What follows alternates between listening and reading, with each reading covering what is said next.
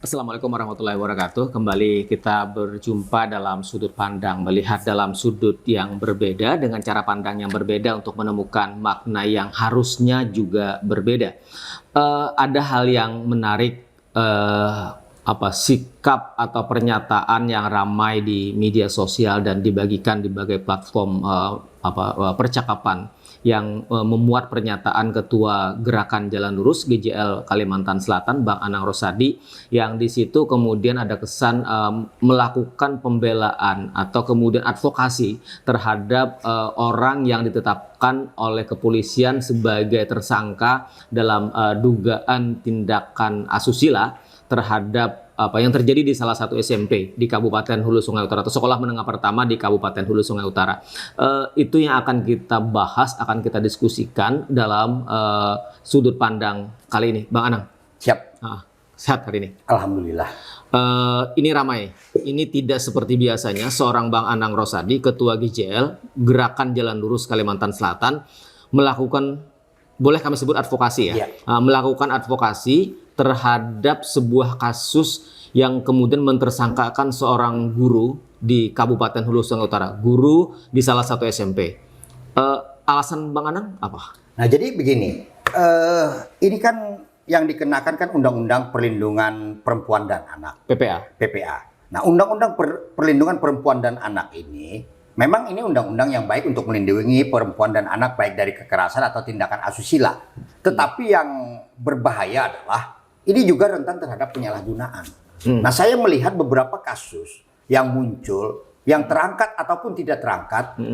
Ini undang-undang PPA ini bisa dijadikan tawar-menawar dan bargaining untuk menjadikan seseorang bisa jadi tersangka atau bahan negosiasi. Itu yang lebih penting. Karena begini, misalnya seseorang jalan dengan perempuan di bawah umur. Dan ini kejadian, berjalan dengan perempuan di bawah umur, lalu setelah itu misalnya di suatu tempat, anggap saja warung Jablay, misalnya seperti itu ya, quote and quote, lalu orang itu berjalan dengan anak di bawah umur tadi. Tiba-tiba ada yang mendatangi. Nah, ini saya tidak menuduh apakah oknum, apakah orang, tapi orang yang mengerti tentang undang-undang ini. Lalu di sana langsung dituduh bahwasanya dia membawa anak di bawah umur. Nah, itu maka undang-undang bisa dijebak, bisa terjebak, atau bersama-sama dengan perempuan di bawah umur ini mengetahui modus ini gitu. Nah, ini yang beberapa kali terjadi dari laporan dan juga pernah terangkat sehingga menjadi bahan negosiasi. Nah, makanya kenapa saya melihat ini saya masuk ke dalamnya gitu. Nah, itu jadi masuk satu. Kedua, yang membuat saya ikut adalah, atau kawan-kawan juga ikut, di situ tuduhan awalnya adalah tentang persetubuhan Terhadap si ini, orang ini? Terhadap anak korban. Oh, terhadap anak korban. Ya, laporannya ke polisi adalah persetubuhan. Persetubuhan itu artinya, kalau kita ingin vulgar, artinya ada sesuatu yang memasukkan ke dalam tempat seorang wanita gitu. Ini kan persetubuhan. Nah, lalu persetubuhan ini kan berbahaya, artinya tuduhan ini. Tapi tiba-tiba Persetubuhan ada. ya, jadi kan itu dilaporkan oleh orang tuanya berdasarkan tentunya laporan anaknya, karena anak di bawah umur kan tidak cakap hukum. Dia harus diwakilkan oleh orang lain. Artinya orang tuanya menerima laporan bahwasanya dia disetubuhi oleh guru. Dia melaporlah kepada orang tuanya dan orang tuanya melapor kepada polisi. Nah, tetapi anehnya di dalam perjalanannya tuduhan itu berubah lagi. Tuduhan itu? Iya, tuduhan yang laporan polisi tentang persetubuhan itu berubah menjadi pencabulan. Nah, pencabulan ini adalah tuduhan kepada guru adalah mencium anak korban. Itu tuduhan. Hanya dia bergesernya lebih lebar lagi nih, lebih luas lagi. Tidak mengarah ke satu yang itu tadi saja. Ya, kalau tadi awalnya kan persetubuhan, artinya antara dua orang, sama. Sebenarnya kasusnya sama, persetubuhan, tapi di satu sisi karena rupanya laporan ini tidak terlalu kuat untuk ditingkatkan, lalu digeserlah kepada pencabulan. Nah, pencabulan ini kan agak luas. Memang agak luas, artinya definisi pencabulan itu agak luas gitu. Jadi itu yang kemudian dikhawatirkan oleh Bang Anang dari undang-undang ini. Kemudian tadi orang bisa dijebak, orang bisa terjebak. Kemudian dalam kasus ini pun keyakinan seorang Bang Anang Rosadi itu tidak terjadi. Nah, jadi saya begini, keyakinan saya adalah dua tuduhan yang berbeda dalam waktu yang singkat. Anak korban melaporkan, artinya kan ini ada kelabilan daripada seorang anak.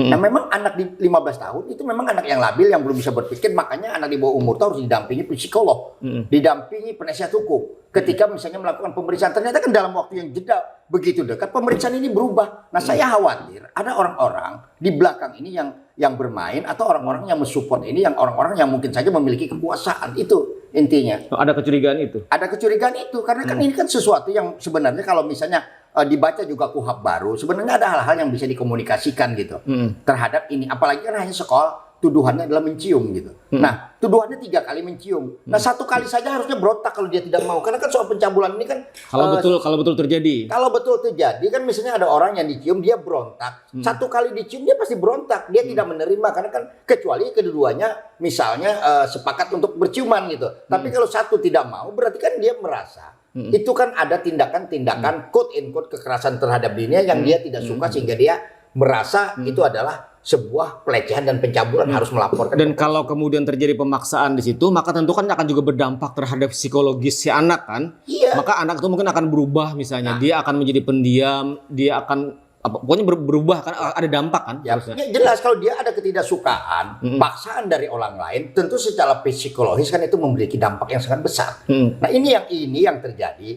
Ternyata kan setelah saya melakukan analisis dan bertanya kepada semua pihak, itu dampak itu tidak terjadi. Gitu. Semua pihak itu maksudnya mengkonfirmasi terkait dengan... Saya mengkonfirmasi itu, apakah anak itu berubah? Dan ternyata semua pihak menyatakan tidak ada perubahan apapun. Semua normal, seperti biasa. Nah apalagi tuduhan. Normal artinya normal di dalam pandangan mata sebelum psikolog bicara gitu.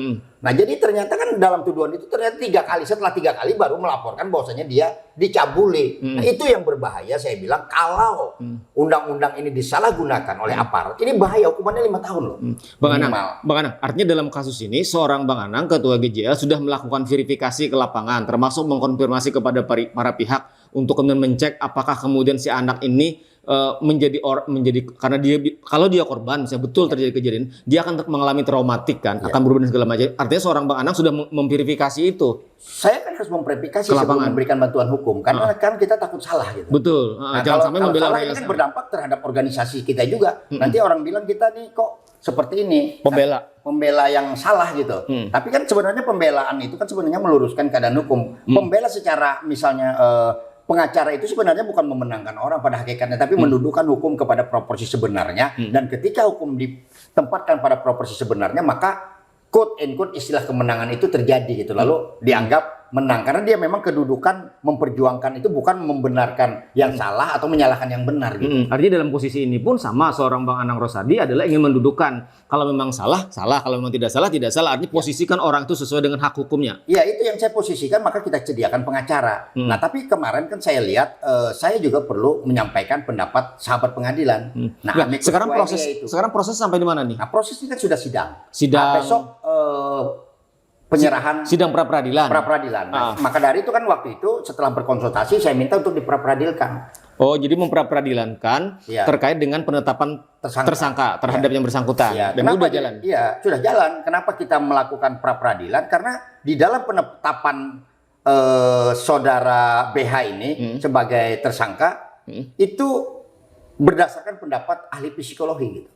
Nah, gelar perkaranya berdasarkan pendapat ahli psikologi. Seharusnya kan ahli pidana yang dihadirkan. Dan bahkan kalau gelar perkara itu harusnya diundang juga karena kan kita bisa menghadirkan yang meringankan gitu.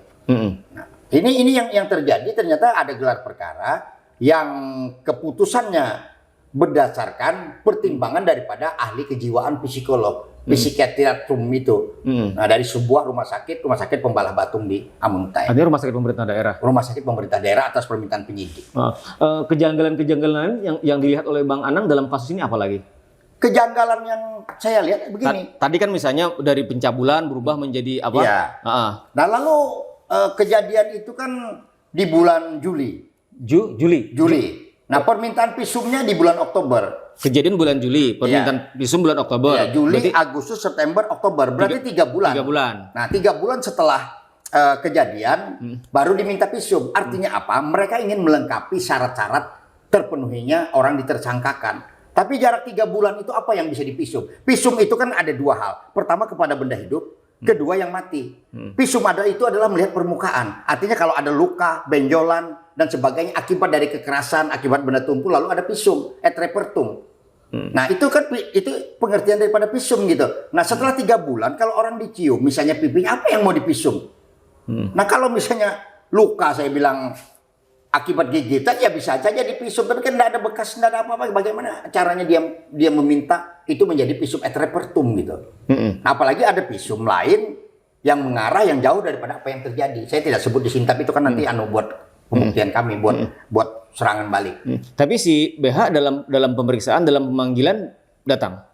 BH itu selalu datang. Karena saya selalu mengingatkan harus didatangi setiap panggilan. Yang terakhir kan disebutkan bahwasanya ketika ingin diperiksa sebagai tersangka dia tidak datang. Itu dusta.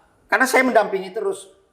Nah, pengacara juga mendampingi waktu tersangka mau datang diperiksa, tapi kan ternyata diundur. Artinya dengan alasan bahwasanya tidak perlu diperiksa dulu karena alasannya adalah Anda melakukan pra peradilan. Tapi di dalam jawaban daripada termohon itu mengatakan bahwasanya tersangka tidak mau dipanggil gitu, tidak datang dipanggil. Artinya selama ini dalam proses hukum ini orang yang ditetapkan sebagai tersangka BH sangat akomodatif. Akomodatif, kooperatif, on time. Saya selalu bilang on time. Jadi kalau dipanggil jam 10, Anda jam 9.30 sudah harus di depan Polres itu, jangan sampai Anda lewat. Itu prinsip-prinsip dasar yang kami lakukan karena kita mentaati hukum ini dengan waktunya sekalian. Artinya di situ kemudian Bang Anang sekali lagi memastikan bahwa orang yang diadvokasi ini juga diingatkan untuk kemudian serius menghadapi ini, kemudian jangan main-main termasuk soal disiplin waktu dan segala macam, sehingga ini bagian dari pertimbangan seorang Bang Anang ketua GJL layak memberikan advokasi. Iya, itu pertimbangan. Jadi saya harus ikutin. Maka itu saya kecewa ketika dia bilang, saya baca kemarin waktu di sidang pengadilan itu dikatakan bahwasanya ini tersangka tidak mau datang diperiksa gitu. Nah, saya paham sudah. Bunyi daripada tidak mau datang diperiksa itu ingin mengindikasikan bahwa orang itu melanggar hukum, itu orang itu tidak taat hukum. Saya paham alur daripada cerita itu, saya paham. Maka itu alur cerita ini akan kita ikuti kemana dia maunya. Jadi selain pemanggilan terhadap BH, pemanggilan terhadap saksi-saksi lain atau kemudian pihak-pihak lain juga dilakukan? Sudah dilakukan yang memberi keterangan, saksi korban. Nah, tapi kan saksi korban ini kan sebenarnya petunjuk. Karena apa? Karena kan dari dua jarak yang berbeda itu aja sudah berubah gitu. Di satu sisi pertama melapor dengan orang tuanya bahwasanya dia disetubuhi. Di sisi lain akhirnya bergeser lagi bahwasanya dicabuli. Nah, tak seharusnya gini. Kalau aparat penegak hukum itu menempatkan tidak hanya akalnya, tapi juga menempatkan nuraninya. Karena ini kan soal nasib orang. Dia sebenarnya bisa melihat beberapa view itu untuk melakukan apakah melakukan perdamaian atau misalnya melakukan restoratif justice misalnya. Nah, dalam rangka melihat itu. Tapi kan ini kan seolah memang harus dilawan di pengadilan gitu. Harus ditangkap orang ini. Nah itu yang saya bela. Jadi sekarang tinggal menunggu karena ini sudah berjalan proses pra peradilan kan cepat biasanya kan? Cepat 1 minggu. Jadi Senin udah diputus. Nah kita lihat hari Senin nanti. Jadi ini bagian alasan kenapa kemudian seorang ketua GJL Bang Anang Rosadi yang ramai di media sosial melakukan advokasi terhadap BH. Iya, satu yaitu tadi karena apa? Karena tuduhan pertama dilapori oleh anak persetubuhan, tuduhan kedua pencabulan mencium, tuduhan ketiga ciuman di et repertum. Ada keanehan-keanehan. Ketiga memang ada pemeriksaan psikologi, tapi ahli psikologi itu menerangkan tentang kemungkinan yang bersangkutan tersangka gitu di dalam gelar perkara. Artinya pendapat ahli psikologi lah yang diterima gitu, bukannya ahli pidana. Apakah orang ini patut menjadi tersangka atau tidak gitu. Nah, sedangkan yang bersangkutan saja belum diperiksa.